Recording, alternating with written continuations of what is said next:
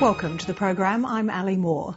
While the world has focused its attention on swine flu, a different epidemic has been sweeping parts of Australia with deadly consequences. The disease whooping cough has struck this year with a vengeance.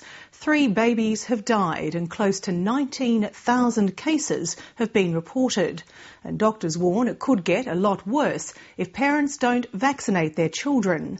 This warning has reignited a fierce debate. The anti-vaccination group called the Australian Vaccination Network claims the inoculations are dangerous, but health professionals say that campaign is based on fear, not facts. Kirsten Murray reports. This is Dana. Dana who? Dana Elizabeth McCaffrey. I just clearly remembers, sitting on the lounge after feeding her thinking, we've got everything we've wanted. That feeling could not get better than that. In February this year, the McCaffrey family became 5. But Tony and David McCaffrey could not have predicted the danger their baby faced. 2 weeks and 4 days or something. When Dana McCaffrey developed a runny nose, her parents weren't worried. But then they didn't know their child had been born during one of the worst whooping cough epidemics on record. James, turn around. Say hi. Still, no one suspected she could have the deadly disease. It would take 4 trips to the local GP before whooping cough was finally diagnosed. And within days, this baby was critically ill. It's just pure torture. You see your precious, beautiful little baby. Every portion of their body is in pain. When they cough like that, their eyes just get wider and wider and they're just pleading with you to make it stop. It is horrible to watch. These babies survived. Dana McCaffrey didn't have a chance. Her tiny body couldn't withstand the pneumonia and aggressive bacterial toxins that set in. A priest came and baptised Dana. About 5 minutes later, Dana went into cardiac arrest, and the room was just full of people trying to save her. And she passed away, and they gave her to us, and we held her and pulled all the wires and tubes out of her and nursed her little girl. Dana McCaffrey is one of 3 babies who've died across the country this year from whooping cough. And in the same week she passed away in Lismore Base Hospital, 2 other babies had to be airlifted to Brisbane for emergency treatment. That is something I hope I never see again, because each of those babies came close to death. There are still 4 cases a day, 4 notifications a day still rolling through in this valley alone. So it hasn't gone away. It's protracted and we're not winning. 5 months on, what haunts the McCaffreys is that they didn't know they were living in a region with one of the lowest vaccination rates in the country. Since their daughter's death, they've discovered up to 1 in 3 children in their New South Wales North Coast community aren't vaccinated, 3 times less than the national average. I would never have ever considered asking someone if they'd vaccinated their child. It's completely their business, and I guess we've learned the hard way that actually that choice does affect everybody around you. Karen, come on in. Paediatrician Chris Ingle treated Dana McCaffrey in hospital and sees a clear link between the region's low vaccination rate and Dana McCaffrey's death. I mean, we've educated, and it seems to fall on deaf ears. And part of me, in my mind, was, well, Dana was an accident waiting to happen. Doctors say mass immunisation has been the most effective public health strategy ever launched in Australia. Polio epidemics once struck with fierce consequences. More than 1,000 died and tens of thousands more were paralysed. But when a vaccination was introduced in the 1950s, the disease was all but eradicated. The story's the same for many once common children's ailments like measles, mumps and meningitis.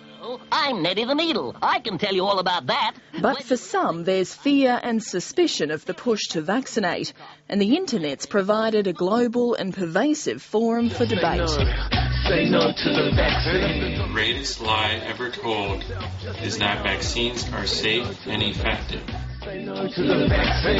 There is such a huge business in pharmaceuticals. There are a huge range of toxins that are in vaccines, and many of them have no place in the human body. Mercury has no... The stronghold of the anti-vaccination movement's based in the same neighbourhood as the McCaffreys.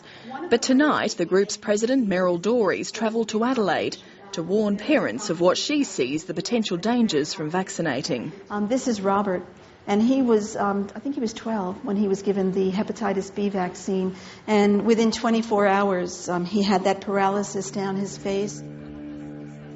The Australian Vaccination Network says that boy's case isn't isolated, and the group's website has documented death and disability parents blame on vaccination. Everything from just the minimal reactions like swelling at the site and fever. High-pitched screaming is very common. Shock collapse, which is a floppy baby syndrome.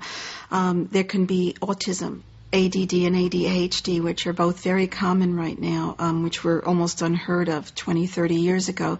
They've been related to vaccinations. Meryl Dorries says while Dana McCaffrey's death was a tragedy, she rejects low vaccination rates played any part. The mother of four's written about her own family's experience with whooping cough, describing it as a storm in a teacup, which was treated with homeopathy. Just because someone is a doctor doesn't necessarily mean they're an expert on every area of medicine. And unless they've actually done some independent research into vaccination, they may not know more than the average parent who's read a few articles and a book or two about vaccinations. According to UNICEF, immunisation averts more than 2 million deaths a year worldwide. But Dr Chris Ingalls says the Australian Vaccination Network ignores this statistic. Their work is negative, destructive, and has no scientific basis. I wish they weren't here, because this is the battle we have, that in some sections of the community up here it's almost fashionable not to vaccinate, as if it didn't matter. And it does matter. I think most doctors really believe in vaccinations. They've been taught to believe in vaccinations, and they haven't done a whole lot of research on their own. So you got pretty used to being in the hospital, have you? Infectious disease specialist Professor Peter McIntyre says the Australian Vaccination Network manipulates medical research and statistics to argue its case.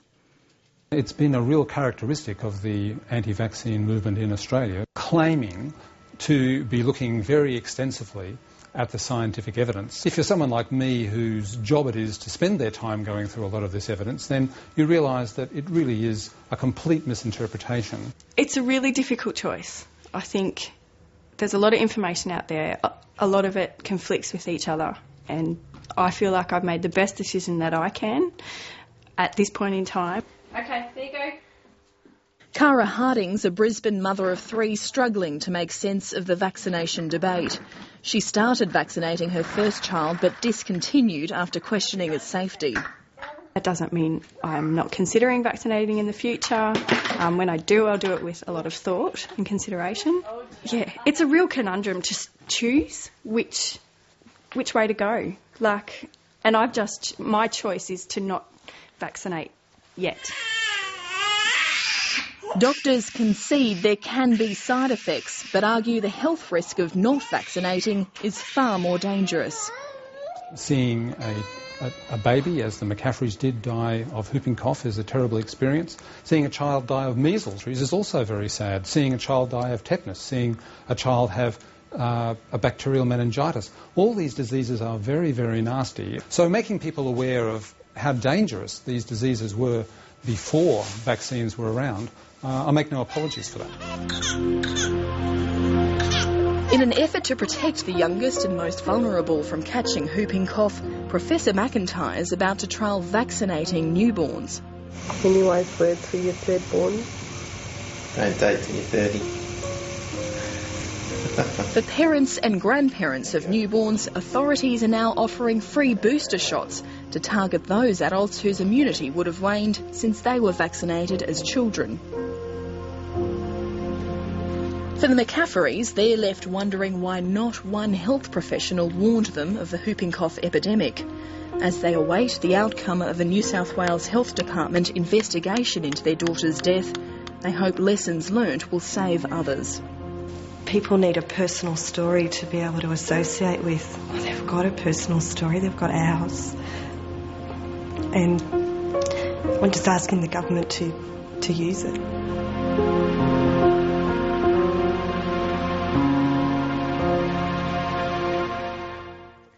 Kirsten Murray with that report.